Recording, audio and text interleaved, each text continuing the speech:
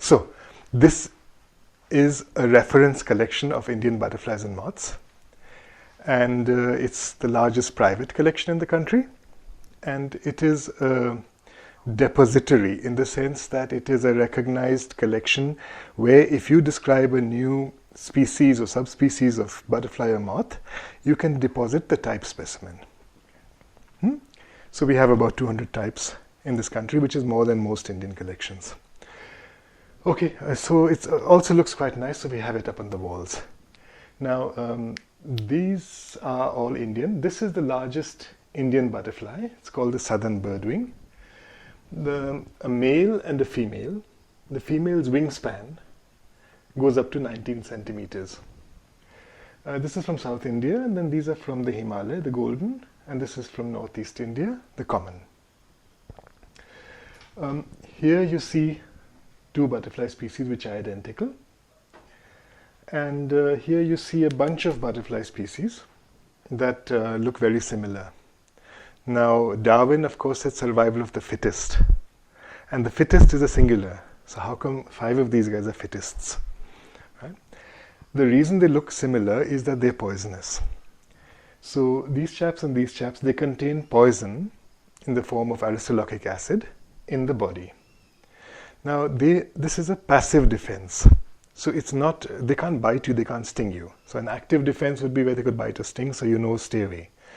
But in this case, they have to be able to tell their enemies, their predators, that we are poisonous, leave us alone. So how do they do that? So they depend on sacrificing one of their number. So a naive bird or a frog or a lizard will taste everything in its area. It'll catch and kill one of these and taste it and figure out that you can't eat it. So that particular bird or predator will not touch any more of these and will not touch these other species thinking it's the same thing. Right? So these are 5 species in this box: 1, 2, 3, 4, and 5. So once this has been tasted, it won't touch these chaps and it won't touch these ones thinking it's the same thing. So for the death of 1, 5 species advertise the fact that we are poisonous. Don't touch us. So that's called Munerian mimicry, where poisonous mimics poisonous to reduce the price of advertising. And then we have distasteful butterflies, male, female, male, female. The female, if you see the upper wing of the female here and this one, is identical. And the wing shape is identical. But this has a black body and this has a red body.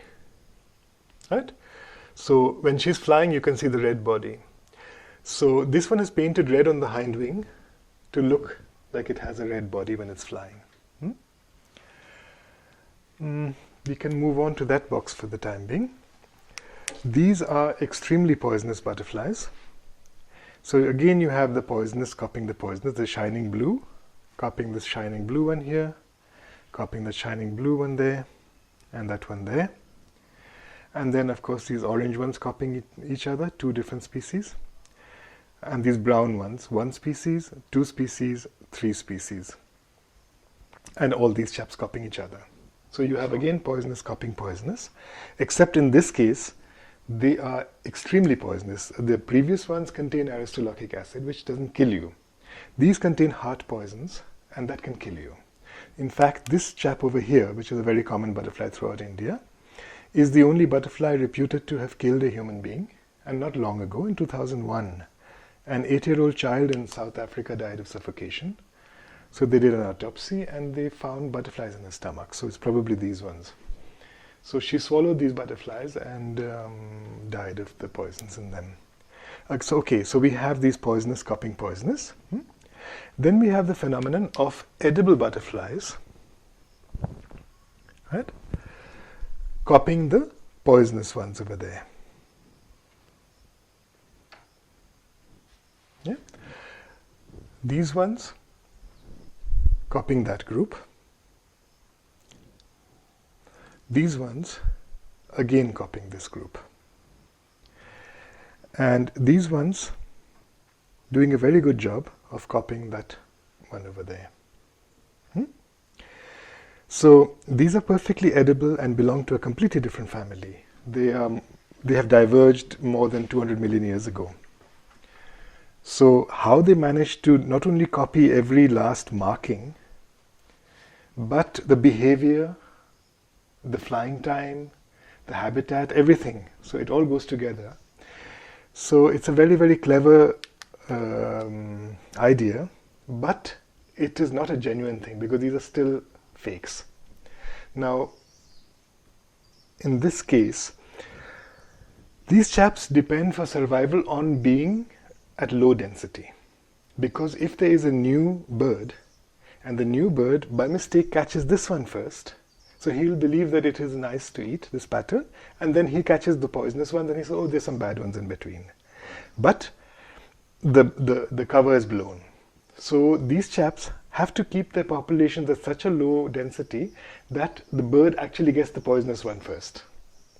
Okay, so they will always be rare. So they have, by doing all this fine mimicry but not getting poisons in their own body, they have painted themselves into a corner. They can never be common. Right? So you have this environmentalists who feel that the more the merrier, and then they want to save things, they want to save butterflies by releasing butterflies, breeding and releasing them into the area. If they breed and release these ones, they'll do more damage to the species than has happened in the past 200 million years. Because once the birds figure out that these guys are edible, the edible ones in between, these chaps have had it. And naturalists don't know that? They know that. But you see, the decisions and policymakers are usually economists who don't know anything about it, or self-styled people who can shout loud and claim that they love things, so therefore they feel justified in deciding their fate. Decisions are not really based on knowledge nowadays. These are leaf mimics. Okay, but we'll come back to this box. This is reputedly the most beautiful Indian butterfly.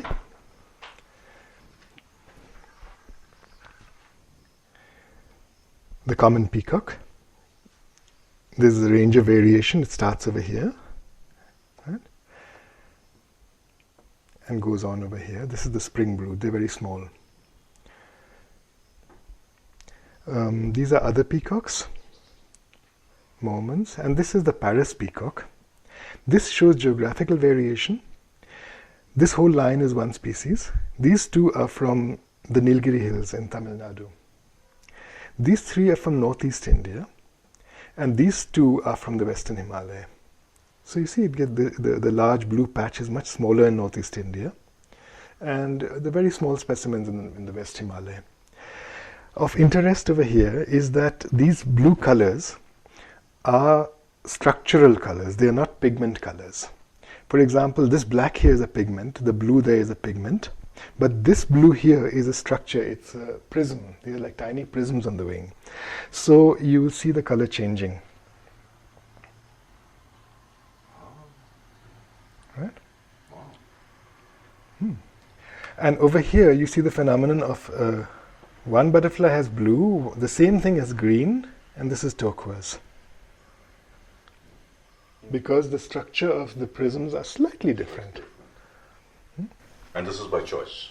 No, this would be a random phenomenon. Okay. So they're all the same species, so even though the sort of local variations are quite different in size, they're still capable of interbreeding? Yes, technically they're supposed to produce fertile offspring. If this and this breed, they should produce fertile offspring.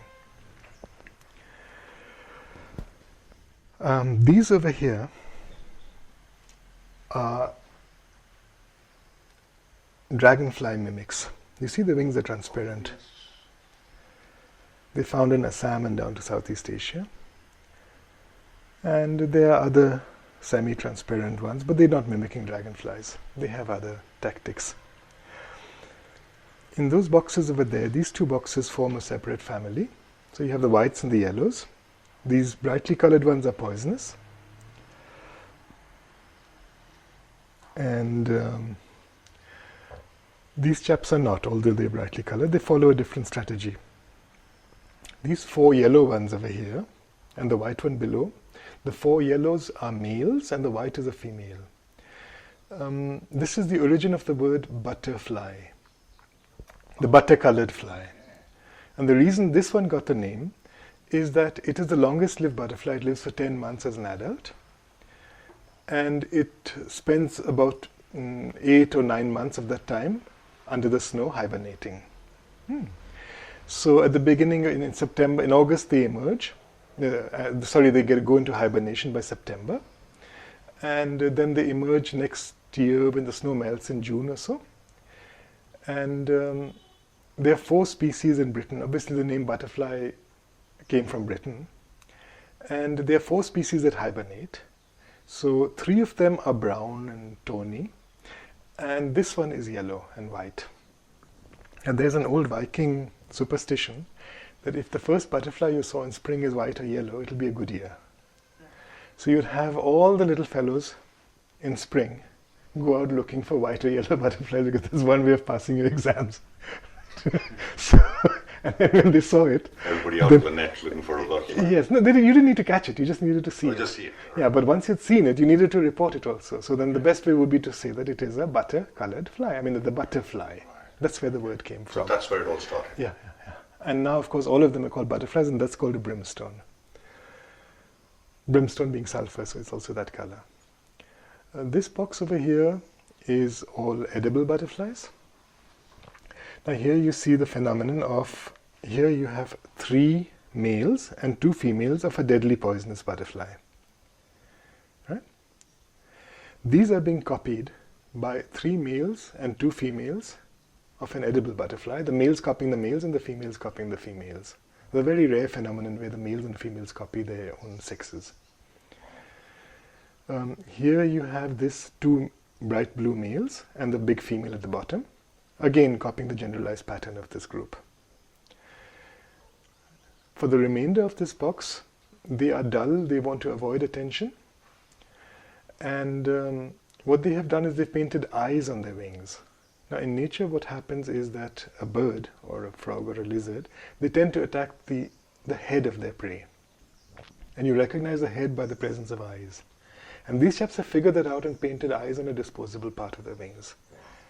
So they divert attack from a sensitive part, which would be the body in the center, to the edge of the wings like this one at the bottom, you see? Which would then regrow? No, they won't regrow, but if they, in a 2-week lifespan, if you manage to survive 1 deadly attack, that's a lot. Yeah. And we thought we were smart. Oh. If anything is surviving in nature, it's smart. It's smarter than its predators. It's smarter than its enemies. Exactly. That's how you stay alive. Yeah, that's how you stay alive. So that's a very basic premise. You can proceed over here. This is a large group of fellows. These 2 over here have been voted, this species here, 3 males and 2 females, have been voted the ugliest Indian butterflies. At the time when that one was voted the most beautiful, this got the fewest votes. Right. So by default it became the ugliest. But this species here and this one here, they're interesting. They're the only Indian representatives of an African group, which is extremely poisonous in the sense that they contain prussic acid. Prussic acid is hydrogen cyanide. Even smelling it is deadly for us, for vertebrates. These chaps manufacture and store it in their bodies. How they do that, we don't know. These chaps are called lacewings because of the lace along the edges of the wings. Again poisonous and copying the plain tigers. These are called fritillaries. These are upper sides, and this is an underside. So you see they have the shining silver on it. Right. The shining silver is meant to mimic dewdrops. These are butterflies of the meadow. And in the morning when they can't move, it's too cold for them to move and they are being hunted by birds. So when they sit with the wings closed, they look like a dry leaf with dewdrops in it. And for this you'll have to come close. I don't know if you have a macro on that thing. This is called a map butterfly. Oh, it's got a grid on it. The whole latitude and longitude. Well, it's better maybe that way. This guy is it, no? Yeah.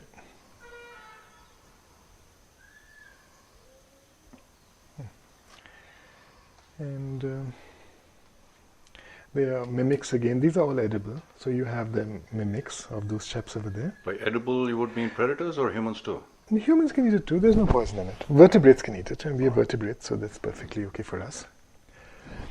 And some odds and ends, common ones. This is the first tourist. These chaps are called painted ladies. They're found all over the world, except South America. And they were found in Europe, so that's why they got the name, a very common butterfly. And now they found that although the food plant, which the caterpillar eats, occurs in Europe, these chaps don't. They don't breed in Europe. So they come from North Africa across the Mediterranean and up to the Arctic Circle every year. Wow. And the population in Britain, which where it's got its name, Painted Lady and all that, they don't actually breed in Britain. They come from Spain across the Bay of Biscay. And they come and spend the summer in Britain. They live for 3 months or so. And in autumn, instead of dying out, what they do is that they fly up, in September I think, they fly up to 10,000 feet, where they catch a wind which carries them back to Spain. And they reach Spain and then they breed over there. So these are like the earliest tourists. You wouldn't ever think this birthplace, yeah? You wouldn't think this of anything.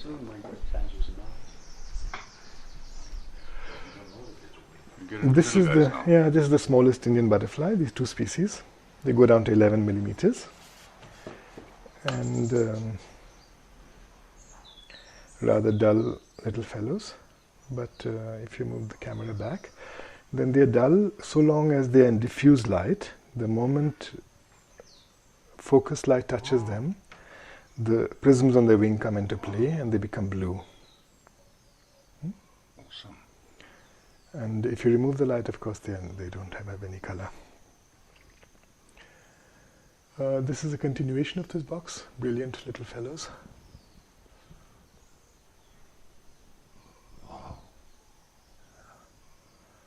So these brilliant colors are used as reflectors. Reflect sunlight onto the body. These are Oakleaf butterflies.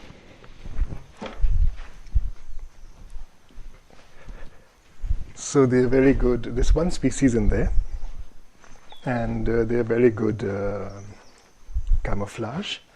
This is one of the examples of perfect camouflage. This is what it looks like when it sits with the wings closed, with the wings folded. Yeah? I still don't think it's a butterfly. Haha, you see the legs and the eyes? It's perfect. So they are very good at camouflage, but they face the challenge that when they have to fly, then the moment a bird sees a flying dry leaf, you know your game is up. So you have to convince the bird that you're something else. And what these chaps have done is that when they're sitting, they're a dry leaf, like in the photograph. And when they open their wings to fly, then the bird sees something else altogether. And this bird sees this orange and blue butterfly flying, and it goes and sits in a bush. So he decides to follow it. So he goes looking for an orange and blue butterfly. And this chap closes his wings and becomes a dry leaf there. Huh?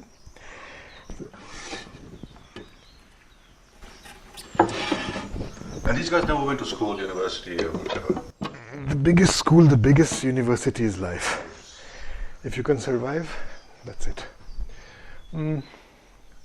These are other butterflies which don't visit flowers. So about 30-40% of all butterflies don't go near a flower. Butterflies are not good pollinators. There's no plant in the world which will die out if all butterflies die out. They're casual pollinators. Okay. And many of them, as I said, they don't even go near a flower all their lives. So the question of them being pollinators doesn't arise. These are some, there's not much to tell you about these ones. It's a very large group with very similar species. Some need dissection to separate them, and they are mimicked by others. They follow a strategy of something like eating the employees of a chocolate factory. So when they first taken on, or the Indian confectioners, when they first take on an employee, they know that chocolate is an attractive thing, or Indian sweets are an attractive thing. So they will pretend to look the other way, knowing that the chap is gobbling up his stuff. But when you have enough sugar that you can't eat anymore, this is one of the things you can get sick of. It's not a poison, but you can't eat too much of it. So once the employee has satiated himself on sugar, on chocolate or on Indian sweets or whatever, he'll never touch another sweet the rest of his life. So same with this. There are 17 species here. So if a bird eats 5 of these, 10 of those, something of those, something of those, and it doesn't do much damage to the population, but by the time he's stuffed himself, he'll never look at another one of these. So it's over after that. This is a butterfly of the dense forest, the dense forests of Southeast Asia. And the thing is that butterflies use their wings as reflectors. So they reflect light onto the body, which warms up to 37 degrees centigrade when they can start metabolism. The sugar, glucose metabolizes, same as us. So these other butterflies use the wings as reflectors to warm up the body. This chap does it too, but this chap stays in the dense shade. I mean, very deep shade. So he has been using the ultraviolet spectrum, you see? And as a result of that, he can't come out in the sunlight. Because the moment he comes out in the sunlight, he'll go up to 45 degrees and die. Yeah, so he can't. So these chaps are restricted by their strategy to dense shade. And when those forests get cut, these guys have nowhere to go. Others might adjust, but they get wiped out. This is a butterfly which has a body in the center, as all of them, which is sensitive. And to divert attack, he's painted a row of eyes. He's not content with painting one or two, he's painted a whole row of them, very much like the mythological Ravan. Same strategy. From the Ramayana, Ravan, he had his sensitive part over here. So if you shot an arrow there, he'd die. But when he was fighting with Ram, so he grew 10 heads. And every time you cut off a head, he grew another one because it didn't matter to him. So this guy had, this is the model for that, because this chap has been doing it for millions of years. And Ravan probably saw him and figured out that's a good idea.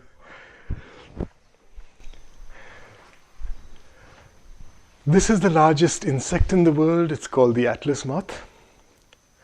They are giant silk moths. They make cocoons. And these 3 boxes here, they're these giant silk moths, and they're interesting because they do not have a mouth. So they cannot eat anything in this stage. So they live for 10 days on fat stored in the body during the caterpillar stage. Now because they are very large and very brightly colored, they tend to attract attention, and they're good to eat, and they have fat in them. So ideally they should have been wiped out long ago. But they have a strategy where what they have done is, now you know why I keep this box here. What they have done is that they have made windows in the wing, right? So you have 1 window, 2 window, and this white line is a thing, right? So the inner half of the moth is broken up, the outline. So when it's sitting on a tree among the leaves, you're actually looking through this guy. So the silhouette, which is used to recognize things, has been broken up. But a different silhouette has been created of a snake. And the brightest part of the moth is the head of the snake. So if you do happen to spot this moth, your attention will be drawn to the head of the snake, and if you're a little bird or somebody, you won't be able to find out. And he's gone to the extent of modifying the wing shape in such a way that normally the wings of a butterfly or moth are flat, right? But this chap has corrugated them to give a 3-dimensional effect. You see, the snake part has got a corrugations. Right. So not looking at one species. Yeah. Different animals. Yeah. Exactly. And of course, if you're a little fellow, a frog or a lizard or somebody, you won't be able to find out. But if this is spotted by, I'm sorry for that, if you're spotted by an owl who actually eats snakes, then what will happen is that the head of the snake will be attacked. So you've diverted attack. Right? So if it's a small fellow, you chase him off, and if it's a big guy, you divert it from the thing. These are giant silk moths. This is the oak tusser silk moth. That's the cocoon. This is the tusser, again the oak tusser. This is the Chinese subspecies, and that's the domesticated cocoon. This is the wild cocoon. These are tusser silk moths, and that is the Moga silk moth. That's the fabric. Moga silk is the most expensive silk in the world. Which is the It's Assam made one. only in Assam. And until 50 years ago, it was exclusively worn by the Assam royal family. And then you have airy silk. In airy silk, they let the caterpillar come out of the cocoon so nobody dies. So it's called ahimsa silk because Nobody's dead. nobody dies in that. Those big green ones in the middle with the long tails are moon moths, lunar moths. They have the moons in the middle of the wing. And the reason for the long tail is to divert bat attack. These are exotics from all over the world, which have been contributed by various people. This is a South American butterfly, which is quite pretty. It has a shining blue. If you turn it around, it looks like that. Oh, That's the head. If you flip the head downwards, It's an owl. exactly, it becomes an owl. And if you notice, the eyes of the owl are painted in the center of the wing. And they've done a very good job with the white highlights to give it a rounded effect, to give it a bulge. And so the eyes are in the middle of the wing.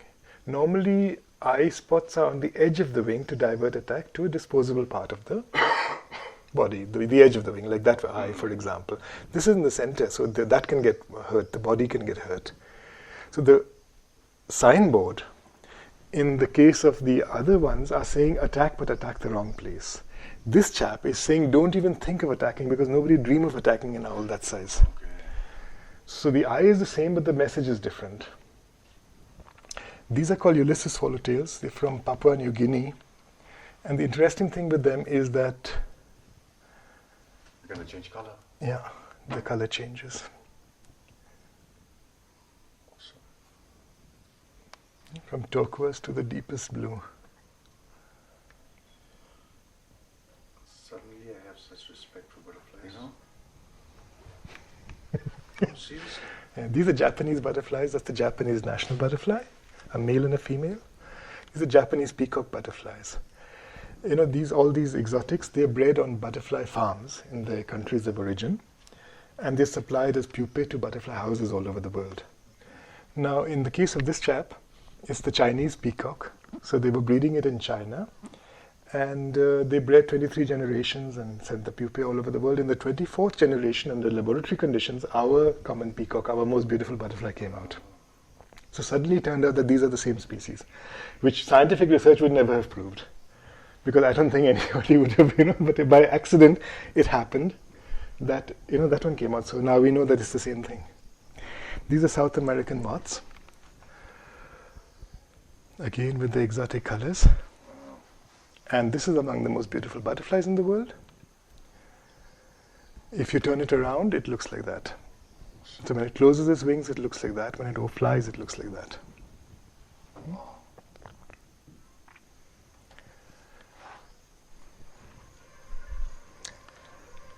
Over here. Tell the myth what moths and butterflies is? Some? Oh yeah, sure. Moths and butterflies. These are words created by children. So as long as they're in villages, it's very nice because butterflies are those bright day-flying insects, and the little brown fellows that sit like a tent, they are moths. It's very easy. When they came to the tropics, things broke down because they said the things that they propped up to defend these words was that butterflies fly in the day and moths fly at night. So there are about 20,000 butterfly species, 19,400, and over 200,000 moth species. And there are more species of moths, of day-flying moths, than all butterflies put together.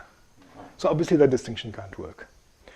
So then they cooked up another one and they said butterflies are beautiful and moths are ugly. This is a moth, by definition, from Madagascar.